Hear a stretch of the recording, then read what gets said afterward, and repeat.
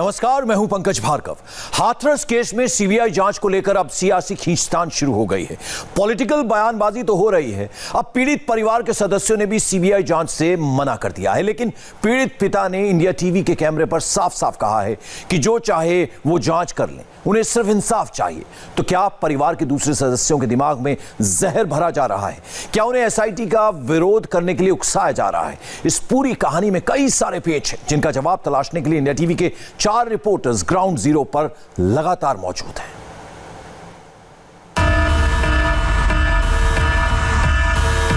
चाहे सीबीआई हो चाहे कैसे, हमें तो न्याय मिलने चाहिए। इसी तरह से न्याय चाहिए। हाथरस का पीड़ित पिता न्याय मांग रहा है। इंसाफ चाहिए हमको। अभी आपको इस तरीके की और कुछ नहीं चाहिए। जो हमको बच्ची को मुंह नहीं दिखाया तो क्या मांगे हम? हाथरस की पीड़ित मां को चाहिए इंसाफ। एसआईटी ये सब अपनी मर्जी से हो रहा है लोगों के। हाथरस की पीड़ित भाभी को क्यों नहीं है एसआईटी पर भरोसा? मैम, हमें हमारे सवालों के जवाब भी चाहिए संग के संग, तभी संतुष्टि दिखाएंगे मैम। हम जो हमारे सवाल हैं उनके जो जवाब देगा। हाथरस के पीड़ित भाई के सवालों का जवाब कौन देगा? सुप्रीम कोर्ट के जो हमारे जज हैं उनके जरिए से वो फास्ट ट्रैक में ये फैसला जल्दी हो चाहते हैं कि कोर्ट की निगरानी में, कोर्ट की निगरानी और अभी सुप्रीम कोर्ट की निगरानी। हाथरस के पीड़ित परिवार को सीबीआई जांच से क्यों दिक्कत है? वो न्यायिक जांच की मांग क्यों कर रहे हैं? ये वो तमाम सवाल हैं जिनके जवाब हाथरस में मौजूद हैं और इंडिया टीवी के 4 संवाददाता पिछले 5 दिनों से डायरेक्ट ग्राउंड जीरो से हर सवाल की गुत्थी सुलझाने की कोशिश में जुटे हैं। एसआईटी की एंट्री और एग्जिट से लेकर सड़क पर हिंसक प्रदर्शन तक सब कुछ देश तक पहुंचा रहे हैं। एक एक एक्शन, एक एक रिएक्शन कैमरे पर रिकॉर्डेड है।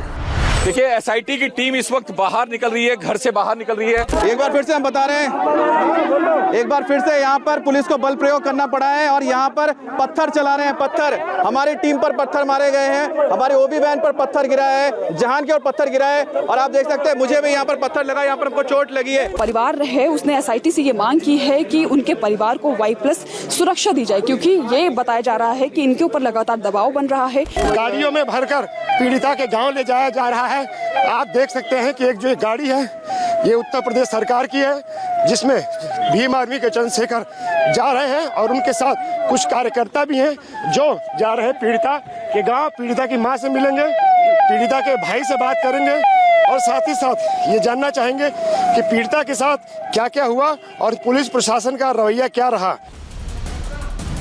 हाथरस केस में शनिवार की रात को सबसे बड़ा डेवलपमेंट हुआ।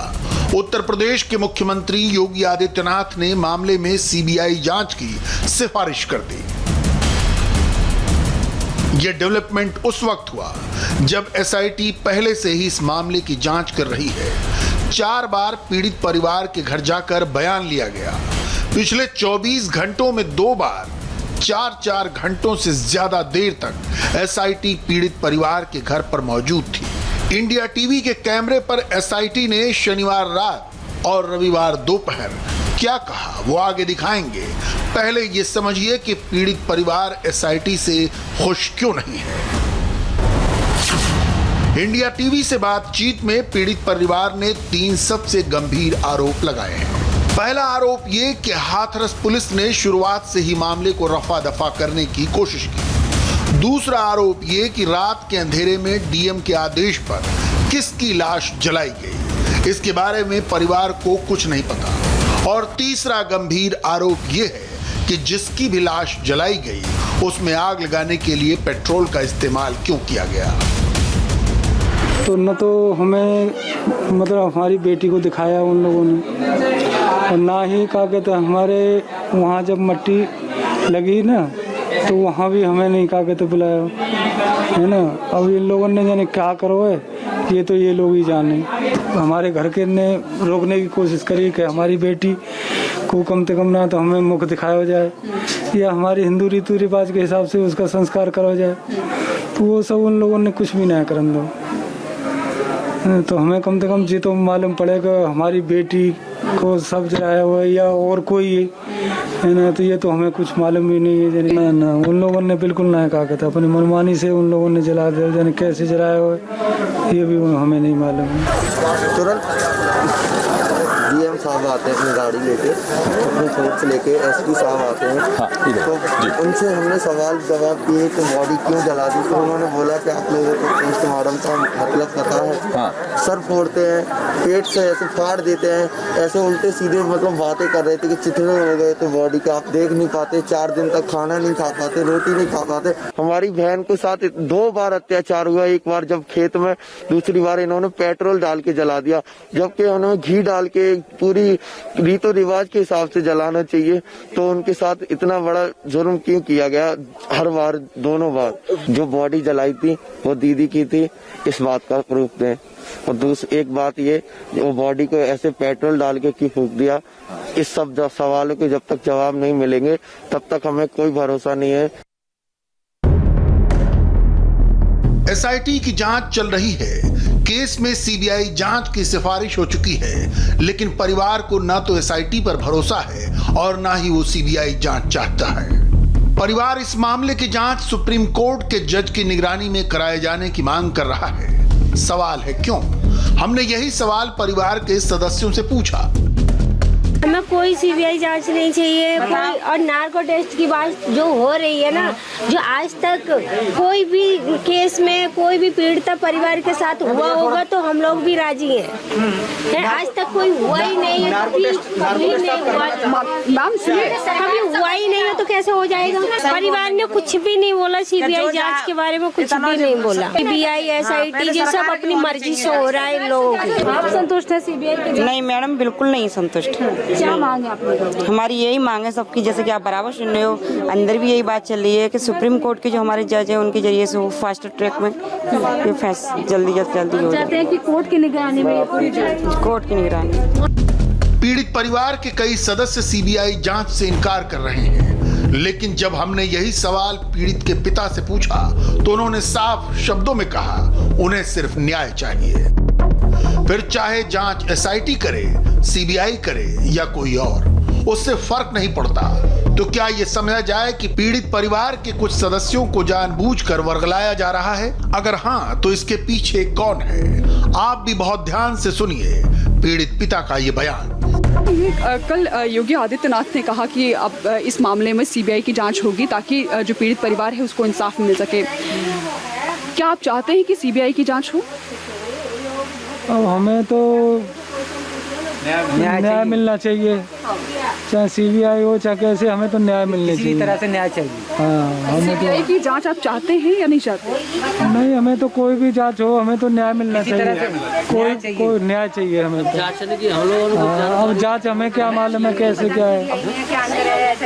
इतने पढ़े लिखे नहीं जो सीबीआई जाना है या जांच तो वो भी करेंगे, एसआईटी है या सीबीआई जाना है, जिसके बाद हमें तो न्याय मिलना चाहिए। न्याय चाहिए हमें ये सीबीआई थे और बात कोई बोला, हम जानते ही नहीं है क्या चीज, हम पढ़े लिखे हैं नहीं।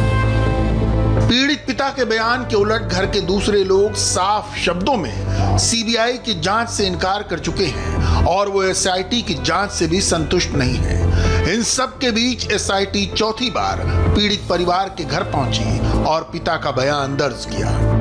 एसआईटी की टीम एक बार फिर पीड़िता के गांव, पीड़िता के घर पे पहुंची है। आपको तस्वीरें हम दिखा रहे हैं कि अंदर किस तरीके से एसआईटी की जो टीम के तमाम सदस्य हैं वो परिवार के सदस्यों के बयान दर्ज कर रहे हैं। तमाम लोग अंदर मौजूद हैं और आप देखें कि फिलहाल घर में मीडिया की एंट्री नहीं है क्योंकि एसआईटी की इन्वेस्टिगेशन चल रही है, तो लिहाजा अभी किसी भी तरीके से मीडिया को घर में जाने से मना किया गया है। एसआईटी की टीम के सदस्यों की तरफ से कहा गया है कि भाई अभी हम लोग पूछताछ कर रहे हैं, लेकिन हम आपको बताएं कि रात में भी एसआईटी की टीम के तमाम सदस्य यहाँ पर पहुंचे थे जब राहुल गांधी और प्रियंका गांधी परिवार से मिलकर निकल गए थे, लेकिन परिवार की तरफ से ये कहा गया था कि वो किसी भी तरह के बयान दर्ज कराने की स्थिति में नहीं है। और एसआईटी की टीम का यह कहना था कि परिवार के कुछ सदस्यों और पीड़िता के पिता का बयान दर्ज करना है, लेकिन परिवार की तरफ के सदस्यों की तरफ से मना किया गया, जिसके बाद अब एक बार फिर सुबह पहुंचे हैं और यहाँ पर आप देखें कि एसआईटी की टीम के तमाम सदस्य जो हैं वो परिवार के सदस्यों से पूछताछ कर रहे हैं और पहली रिपोर्ट तो आ चुकी है जिसमें कई लोगों को जो हाथरस पुलिस के कई लोग हैं, पुलिसकर्मी हैं, उनको सस्पेंड किया गया था, एसपी को सस्पेंड किया गया था। अब फाइनल रिपोर्ट के लिए ये तमाम इन्वेस्टिगेशन की जा रही है, जिसकी रिपोर्ट जल्द ही एसआईटी उत्तर प्रदेश सरकार को सौंपेगी। पीड़ित पक्ष का आरोप है कि एसआईटी इस मामले में डीएम के खिलाफ कोई ठोस कार्रवाई नहीं कर रही है। उनकी मांग है कि डीएम और एसपी का नार्को टेस्ट कराना चाहिए क्योंकि वो झूठ बोल रहे हैं। पीड़ित भाई ने बहन के साथ हुए दुष्कर्म की बात को फॉरेंसिक और पोस्टमार्टम रिपोर्ट में छिपाने का आरोप लगाया है। दोनों ही रिपोर्ट्स को मानने से इनकार किया है और कहा है कि इस मामले को दबाने की कोशिश हो रही है। अब यहाँ पर एसआईटी की टीम आई हुई थी, क्या बातचीत हुई है? परिवार की तरफ से क्या मांग रखी गई उनके साथ? परिवार की तरफ से 22+ सुरक्षा की मांग की गई है और जो भी दोषी अधिकारी हैं उन पर निम्न धाराओं में जो भी धाराएं बनती है उनके ऊपर केस किया जाए और SC/ST एक्ट लगाया जाए। शासन मिला हुआ है, जिला अधिकारी अभी तक निलंबित नहीं हुआ है, जिला अधिकारी की मुख्य भूमिका थी उसमें। लेकिन इन दावों के उलट इंडिया टीवी से बातचीत में एसआईटी ने साफ कर दिया है कि उनकी जांच जारी है और जल्द ही वो अपनी रिपोर्ट सौंप देंगे। हालांकि डीएम पर एक्शन को लेकर एसआईटी ने कुछ भी कहने से इनकार कर दिया। देखिए, एसआईटी की टीम इस वक्त बाहर निकल रही है, घर से बाहर निकल रही है। एसआईटी की टीम तकरीबन 3 घंटे से ज्यादा तक जो है अंदर रही घर में और परिवार वालों के बयान इसमें दर्ज किए गए। हम आप बात करने की कोशिश करें। सर, क्या पहले भी आप ले चुके हैं स्टेटमेंट? नहीं, पहले परिवार के और सदस्यों का लिया था। पिताजी की उस दिन तबीयत थोड़ी ठीक नहीं थी, वो थोड़ा सा हाँ, तो इसलिए जो है उनका सर, एक सबसे बड़ा सवाल अभी भी यही बना हुआ है कि डीएम साहब की कब सस्पेंशन हो गए, उनके खिलाफ एक्शन कब होगा? जिला प्रशासन है उसकी लापरवाही की रिपोर्ट आपने सौंप दी है, उसको लेकर आप जांच कर रहे हैं। हमें अभी समय दिया गया है, अभी 7 दिन का समय है, उसमें हमें जो है एक से इम्पोर्टेंट क्वेश्चन फर्स्ट कोशिश करेंगे कि पूरी की पूरी रिपोर्ट दें। कब तक देंगे सर? कब तक देंगे? हम कोशिश कर रहे हैं कि 7 दिन की जो समय है उसमें हम पूरा कर लें। अच्छा, सर अभी क्या अभी दोबारा आने की उम्मीद है आपकी? फाइंडिंग सर दोबारा आने की उम्मीद है सर? अभी हम कुछ कह नहीं सकते हैं। परिवार के बयान पूरे हो गए हैं सर? हाँ, ऑलमोस्ट पूरे हो गए। तो आप देखें कि एसआईटी की टीम है जो घर से निकल रही है, 3 घंटे के करीब बयान दर्ज करने में लगाए हैं। फिलहाल एसआईटी का कहना है कि तकरीबन बयान दर्ज हो चुके हैं। दोबारा आएंगे या नहीं आएंगे इस बात का साफ जवाब नहीं दिया, लेकिन एसआईटी की टीम 3 घंटे तक परिवार के घर के अंदर मौजूद थी और परिवार के तमाम सदस्यों के बयान दर्ज किए जा रहे थे। इस मामले में एक तथ्य ये भी है कि एसआईटी की शुरुआती जांच के बाद ही पिछले हफ्ते शुक्रवार को यूपी सरकार ने मामले में लापरवाही बरतने के चलते जिले के एसपी विक्रांत वीर, सीओ और इंस्पेक्टर को तत्काल प्रभाव से निलंबित कर दिया था। इनके अलावा कुछ और पुलिसकर्मियों को भी सस्पेंड किया गया था। शनिवार की रात भी जब एसआईटी की टीम पीड़ित परिवार के घर पहुंची तो उसने साफ कर दिया कि सीबीआई जांच की सिफारिश के बावजूद एसआईटी की जांच साथ चलती रहेगी। इंक्वायरी तो आपकी चलती रहेगी ना? आपकी भी इंक्वायरी चलती रहेगी? इंक्वायरी चलती रहेगी तो बिल्कुल इंक्वायरी देखिए आप, ये चलती रहेगी। एसआईटी की टीम जो है यहाँ पर पहुंची है। फिलहाल सीबीआई जांच के जो आदेश दिए गए हैं, एसआईटी की टीम यहाँ पर। सर, सीबीआई से अलग आपकी इंक्वायरी चलेगी ना सर? एक सवाल का जवाब। जी हाँ, हम अपनी रिपोर्ट शासन को देंगे। अपनी अलग से पहले रिपोर्ट देंगे और कब तक कंप्लीट करनी है? 7 दिन का समय दिया गया है। 7 दिन का, तो 7 दिन का समय दिया गया है और अलग से एसआईटी की पहले जो है जांच होगी, इंक्वायरी होगी। एसआईटी की टीम यहां पर पहुंची है। हम आपको बता रहे हैं, दिखा रहे हैं तस्वीर। एसआईटी के अधिकारी हैं जो यहां पर पहुंचे हैं। इस केस में हाथरस के डीएम और एसडीएम की बहुत किरकिरी हुई है। उनके बुरे व्यवहार के वीडियोस वायरल होने के बाद सबने उन पर उंगली उठाई।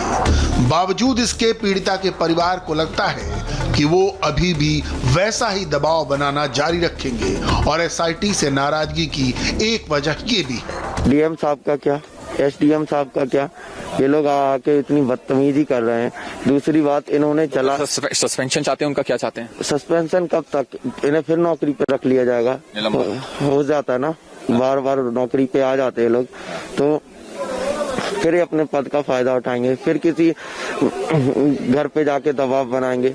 कर सकते हैं, जब यहाँ आके कर सकते हैं तो क्यों नहीं। स्थानीय प्रशासन पर पीड़ित परिवार ने एक आरोप ये भी लगाया है कि शुरुआत में कहीं न कहीं केस में लीपापोती करने की कोशिश की गई और अब पीड़िता की बुआ और भाभी ने आरोपियों को लेकर एक बहुत बड़ा दावा किया है। आप भी सुनिए। मेरे दादा से रंजस थी उनकी, पहले मेरे पिताजी को मारा था उन लोगों ने। माँ में थोड़ी 18 साल हो गई होंगी या 20 साल हो गई होंगी मेरे पिताजी को, तो उनने मारपीट करी खेत पे उन लोगों ने। उनके पापा ने, गुड्डू है को नाम, एक और रवि नाम है जो लड़का साथ में, वो 2 लोगों ने मेरे पिताजी को मारा था। तो मारपीट ऐसी की थी कि खून वून निकाल दे, सिर में जो आरी होती है घास काटने की, उससे मेरे पिताजी की गोली गोली काट दी थी। वो रंजिश थी चली आ रही। इसके बाद ही ये लड़की का केस है।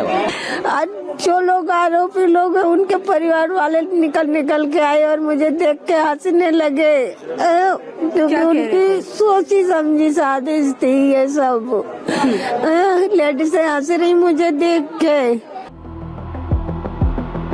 हाथरस मामले में सीबीआई जांच को लेकर सियासी खींचतान के बीच पीड़िता का परिवार भी सीबीआई जांच से ज्यादा न्याय मिलने पर जोर दे रहा है।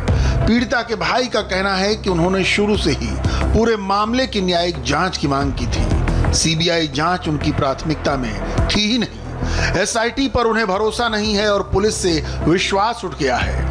और सबसे बड़ी बात ये कही जा रही है कि डीएम के वहां रहते इस मामले की निष्पक्ष जांच कैसे हो सकती है। सीबीआई जांच या एसआईटी की जांच पर इसीलिए सबको शक हो रहा है। पीड़ित परिवार की ओर से लगाए गए आरोपों को सुनकर किसी को भी ऐसा ही लगेगा कि स्थानीय प्रशासन हाथरस की निर्भया को इंसाफ दिलाने की बजाय परिवार को ही टॉर्चर करने पर उतारू है। मगर अब एक्शन में तेजी आई है। सवाल ये है, क्या इसका रिजल्ट बहुत जल्द सबके सामने होगा या फिर इसके लिए लंबा इंतजार करना पड़ेगा। और अब से थोड़ी देर पहले उत्तर प्रदेश के मुख्यमंत्री योगी आदित्यनाथ ने बहुत बड़ी बात कही है। योगी ने कहा कि जिसे विकास अच्छा नहीं लग रहा, वे लोग देश में और प्रदेश में भी जातीय और सांप्रदायिक दंगा भड़काना चाहते हैं। इस दंगे की आड़ में वो विकास रोकना चाहते हैं। राजनीतिक रोटियां सेकने के लिए वो नए नए षड्यंत्र करते रहते हैं। योगी आदित्यनाथ के इस बयान से पहले लखनऊ में एक एफआईआर दर्ज हुई है। योगी के बयान और लखनऊ में दर्ज हुई एफआईआर का डायरेक्ट रिलेशन हाथरस केस से है। इस केस की 360 डिग्री पिक्चर क्या है, इस डिटेल रिपोर्ट में देखिए।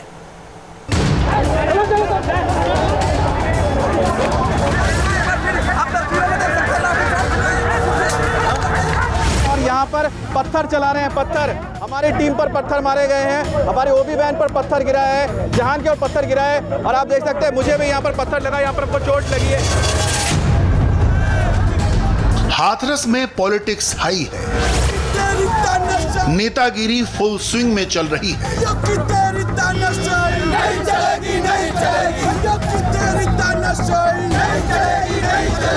यहाँ पर लाठीचार्ज किया जा रहा है, पत्थरबाजी हो रही है, जिसके वजह से यहाँ पर कुछ लोगों को पत्थर लगे हैं, कुछ लोगों को लाठियां लगी है। लाल टोपी वालों ने हाथरस को सेल्फी पॉइंट बनाने की कोशिश की। हाथरस कांड की सीबीआई जांच के ऐलान के 16 घंटे बाद पीड़ित लड़की के गांव में समाजवादी पार्टी ने मेला लगा दिया। गांव के बाहर एसपी कार्यकर्ताओं ने बैरिकेडिंग तोड़कर गांव में घुसने की कोशिश की। पुलिस ने लाल टोपी पहने कार्यकर्ताओं को पीड़िता के घर भीड़ लगाने से रोका तो पहले तू मैं हुई, फिर पुलिस पर पत्थर चलाए गए। जवाब में पुलिस ने भी जमकर लाठियां चलाई। एक तरफ से पत्थर चले, दूसरी ओर से लाठियां बरसी। गांव में घुसने पर अड़े समाजवादी पार्टी कार्यकर्ताओं को जबरन बाहर खदेड़ा गया।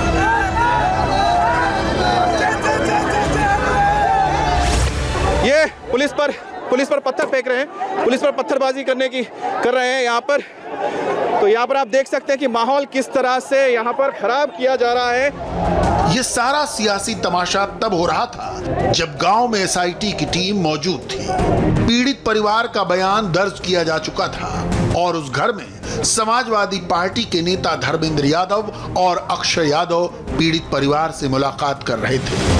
अपने नेता की मुलाकात कार्यकर्ताओं को काफी नहीं लग रही थी। सभी को पीड़ित परिवार के घर में घुसकर एक सेल्फी खिंचवानी थी। इस सेल्फी पॉलिटिक्स ने ही हाथरस कांड का तमाशा बना दिया।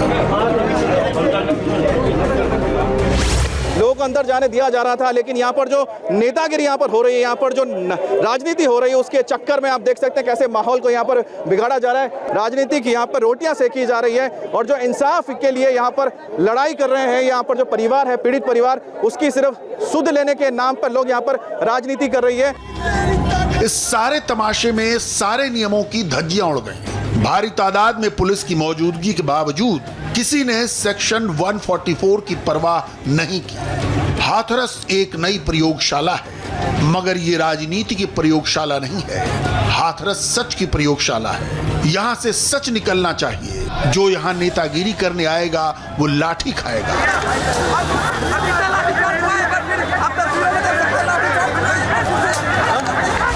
मगर फिलहाल तो हाथरस पर सियासत ही हावी है। राहुल और प्रियंका गांधी की परेड के बाद हर पार्टी इस गांव तक परेड करना चाहती है। आरएलडी नेता जयंत चौधरी भी अपने दलबल के साथ पीड़ित के गांव में पहुंचे तो आरएलडी कार्यकर्ताओं ने भी हंगामा किया।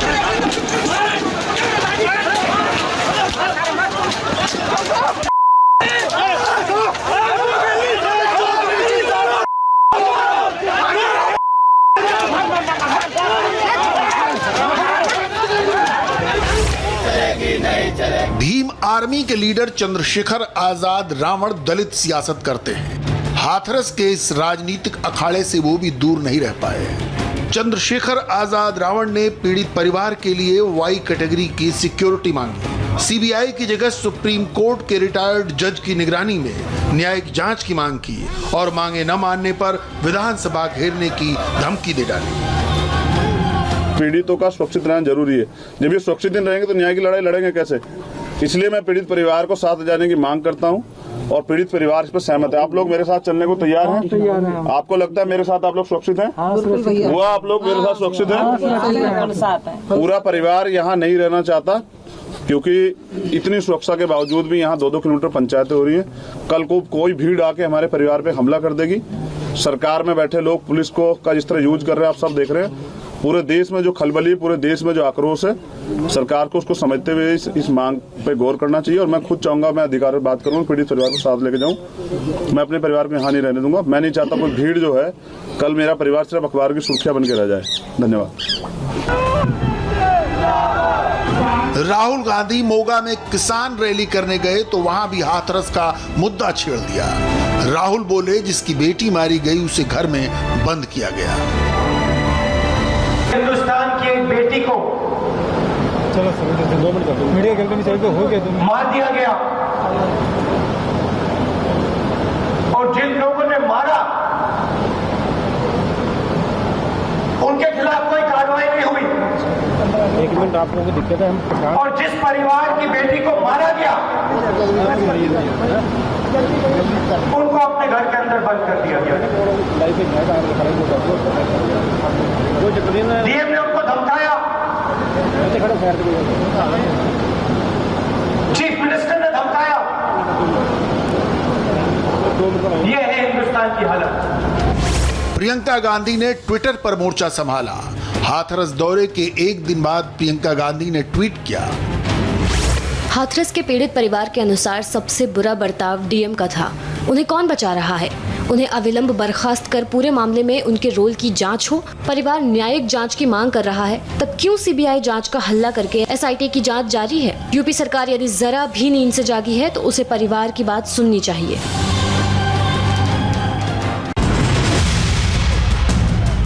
हाथरस में और हाथरस पर यह हंगामा इसलिए हो रहा है क्योंकि योगी आदित्यनाथ को घेरना है। हाथरस गैंगरेप और मर्डर की स्टोरी को पलटकर पॉलिटिकल स्टोरी बनाई गई है। सभी पॉलिटिकल पार्टियों के अपने अपने एजेंडे हैं, लेकिन सबके निशाने पर योगी आदित्यनाथ है। योगी को बदनाम करने के लिए नई थ्योरी बनाई गई है। एक नया नैरेटिव गढ़ा जा रहा है कि योगी एक खास जाति के लोगों को बढ़ावा दे रहे हैं और उत्तर प्रदेश की सरकार दलित विरोधी है। सोशल मीडिया पर हैशटैग चलाए जा रहे हैं। जस्टिस फॉर दलित को ट्रेंड कराया जा रहा है। योगी सरकार के सबसे पावरफुल नौकरशाह एसीएस होम अवनीश अवस्थी और सबसे बड़े police officer DGP Hitesh Chandra Awasthi ने पीड़ित परिवार से मुलाकात की। सरकार ने साफ साफ कहा कि आधी रात में अंतिम संस्कार का फैसला लोकल एडमिनिस्ट्रेशन का था। उत्तर प्रदेश सरकार ने तुरंत एसआईटी का गठन किया, एसपी समेत 5 सीनियर अफसरों को सस्पेंड किया, दूध का दूध पानी का पानी करने के लिए सीबीआई जांच का ऐलान किया। इतने उपायों के बाद भी योगी आदित्यनाथ को टारगेट पर लिया जा रहा है, क्योंकि सियासी दलों का एजेंडा इंसाफ से ज्यादा सियासी रोटियां सेकने का है। हाथरस कांड पर फुल पॉलिटिक्स के बीच लखनऊ में एक नई एफआईआर दर्ज की गई है। यूपी पुलिस साइबर सेल की इस एफआईआर में बहुत गंभीर बातें कही गई हैं। इसके एक एक पॉइंट को गौर से देखिए। यूपी में जातीय और सांप्रदायिक दंगे भड़काने की साजिश हो रही है। हाथरस के बहाने जातीय उन्माद फैलाने की कोशिश हो रही है। दंगे भड़काने के लिए अफवाहों और फर्जी सूचनाओं का सहारा लिया जा रहा है। सोशल मीडिया का दुरुपयोग करके अफवाह फैलाने की कोशिश हो रही है। उत्तर प्रदेश में अराजकता फैलाने के लिए बड़े पैमाने पर फंडिंग हो रही है। पीएफआई, एसडीपीआई और माफिया की मिलीभगत से हुई साजिश। योगी सरकार की सतर्कता से नाकाम हुई दंगे की प्लानिंग। लखनऊ में यूपी पुलिस की साइबर सेल ने जो 3 अक्टूबर को एफआईआर दर्ज कराई है, उसमें आईपीसी की 9 धाराओं समेत आईटी एक्ट की धारा भी लगाई गई है। ये पूरा मामला राजनीतिक रंजिश के चलते साजिश रचने का है। एफआईआर में ये साफ कहा गया है कि इस मामले में वो तमाम संगठन शामिल हैं जो सीएए के खिलाफ दंगा भड़काने में भी शामिल थे। उपद्रवियों के पोस्टर हटाने से लेकर घरों की कुर्की करने को लेकर परेशान तत्वों ने ये पूरी साजिश रची है।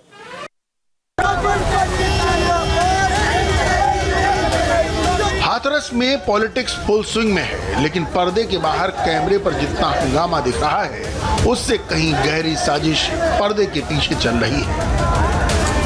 पीड़ित लड़की की जीभ काटे जाने की अफवाह, चंडीगढ़ की तस्वीर को हाथरस का बताकर किया वायरल। माहौल बिगाड़ने के लिए आपत्तिजनक तस्वीरों का इस्तेमाल, पीड़ित परिवार को भी भड़काने की साजिश का खुलासा। It's an important question. First report FIR दर्ज की गई है लखनऊ में जातीय हिंसा को भड़काने के आरोप में। सर जो first report, sir second report कब तक?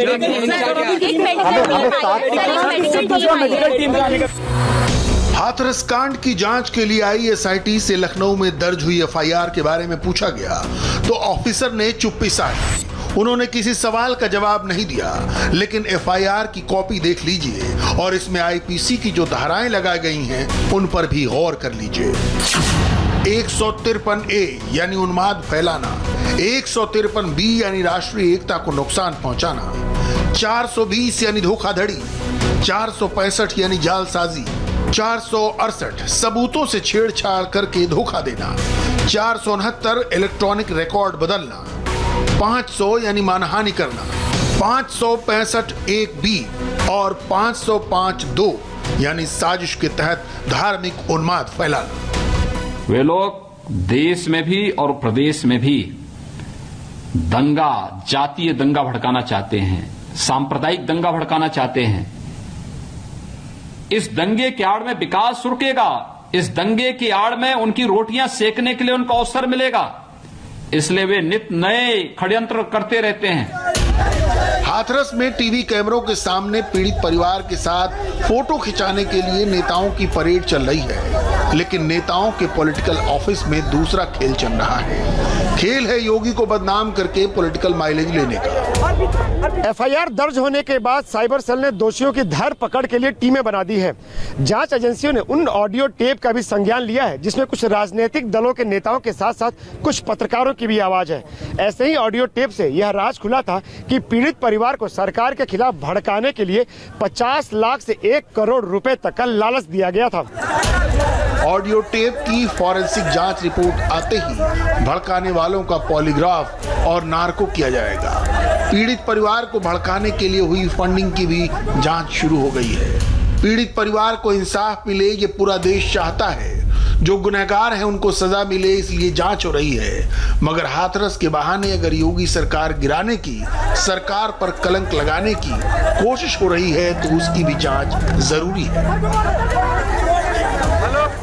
इधर हाथरस कांड के बहाने विपक्ष योगी सरकार पर हमला बोल रहा है, जमकर सियासत हो रही है। बलरामपुर में भी रेप पीड़ित एक परिवार इंसाफ की गुहार लगा रहा है। योगी सरकार न्याय का भरोसा दे रही है, लेकिन परिवार जांच पर सवाल उठा रहा है। इंडिया टीवी से एक्सक्लूसिव बातचीत में परिवार ने यह आरोप लगाया कि जांच की अभी तक की प्रगति ठीक नहीं है, सीबीआई से जांच कराई जाए। योगी आदित्यनाथ के आदेश पर additional chief secretary Awanish Awasthi, ADG L&O Prashant Kumar आज यहां बलरामपुर में पीड़ित परिवार से मिलने पहुंचे। आपसे मिलने आए थे, क्या आपने अपनी बातें रखी और उनकी तरफ से क्या कहा गया, क्या भरोसा दिलाया गया? मुझे भरोसा दिलाया गया कि आरोपियों को सख्त से सख्त सजा मिलेगी, उनको फांसी होगी और फिर उसके बाद जो भी आपका हो रहा है वो होगा आपके साथ, न्याय होगा आपके साथ। बस जो उन्होंने बातें कही, क्या आप उससे संतुष्ट हैं? अभी तक की जांच के बाद, आज मुलाकात के बाद, अब क्या आप अभी तक की प्रोग्रेस से संतुष्ट हैं? सर संतुष्ट मैं जब होऊंगा ना, जब उनको फांसी हो जाएगी। सिर्फ बात कहने से मैं संतुष्ट कैसे हो सकता हूं, आप बताइए। सिर्फ बात कोई मुझसे आके कह दे कि उनको फांसी हो जाएगी, इस चीज पे मैं संतुष्ट हो जाऊं। जब हो जाएगी तो मैं संतुष्ट हूं। जो जांच की प्रगति है वो ठीक है? बिल्कुल नहीं ठीक है, बिल्कुल नहीं ठीक है। 2 आरोपियों को पकड़ा गया जो वो हम लोग बताए थे, उनसे ना कुछ पूछताछ हुई, ना उनको टॉर्चर किया गया। उनके घर वाले गद्दे पे बिठा के थाने पे ले जाके खाना खिलाएं उनको, ना कुछ उनसे पूछा गया, ना कुछ बात हुई। तो मैं संतुष्ट हो जाऊंगा इस चीज से। और सीधा जेल भेज दिया गया। उनको रिमांड पे बुलवाइए, उनसे पूछताछ करिए, तब तो पता चलेगा और कौन कौन कितने लोग थे। आपको शक है कि 2 से ज्यादा लोग इस मामले में शामिल थे? सर गैंग रेप हुआ है, हाथ फट गई है, बॉडी में 10 जगह चोट लगी है, तो गैंग रेप ये 2 लोग तो कर नहीं सकते हैं। हाथ पैर पूरा, जब मेरे पिताजी ने मेरी बहन को रिक्शा से उठाया तो उसके अंदर इतनी शक्ति नहीं थी, उसकी आंख पलटी जा रही थी कि वो बोल पाए, वो चल पाए। तो ये गैंग रेप ये 2 लोग तो कर नहीं सकते हैं, इसमें 8-10 लोग का मामला है। ये या तो सीबीआई जांच करे या पुलिस जांच करे कि कौन कौन थे उसमें। तो परिवार का कहना है जितनी भी लोगों से पूछताछ हो रही है वो स्पष्ट नहीं है, ये गैंगरेप का मामला है, सिर्फ 2 आरोपी ही पकड़े गए हैं और बाकियों के नाम पुलिस से उगलवाने की कोशिश नहीं की गई है और इस मामले में सीबीआई जांच होनी चाहिए। जब आपने अधिकारियों से कहा कि सीबीआई जांच होनी चाहिए तो आपकी तरफ से, अधिकारियों की तरफ से क्या कहा गया? अधिकारियों ने हमसे सिर्फ यही कहा कि आप इस बात की चिंता मत करिए, हम आपको फुल सपोर्ट करेंगे, हम आपको खूनी के फांसी तक पहुंचाए, फांसी के फंदे तक पहुंचाएंगे खूनी तो, ये हमारा वादा है आपसे। उन्होंने हमसे एकदम पक्का प्रॉमिस किया इस बात का, इसलिए हम थोड़ी हम लोग की उम्मीद जागी है उनसे। तो आला अधिकारी आए, परिवार से बात की, उनकी मांग अभी भी सीबीआई जांच की है, लेकिन जिस तरीके से आला अधिकारियों ने यहाँ वादा किया, परिवार कह रहा है उनकी कुछ उम्मीद जरूर जागी है। कैमरामैन रोहित के साथ पवन नारा, इंडिया टीवी। और इस बीच बिहार के लिए उम्मीदवारों के नाम पर बीजेपी की बड़ी बैठक चल रही है। प्रधानमंत्री मोदी, गृह मंत्री अमित शाह भी इस बैठक में शामिल हैं। बड़ी खबर की और डिटेल ब्रेक के बाद।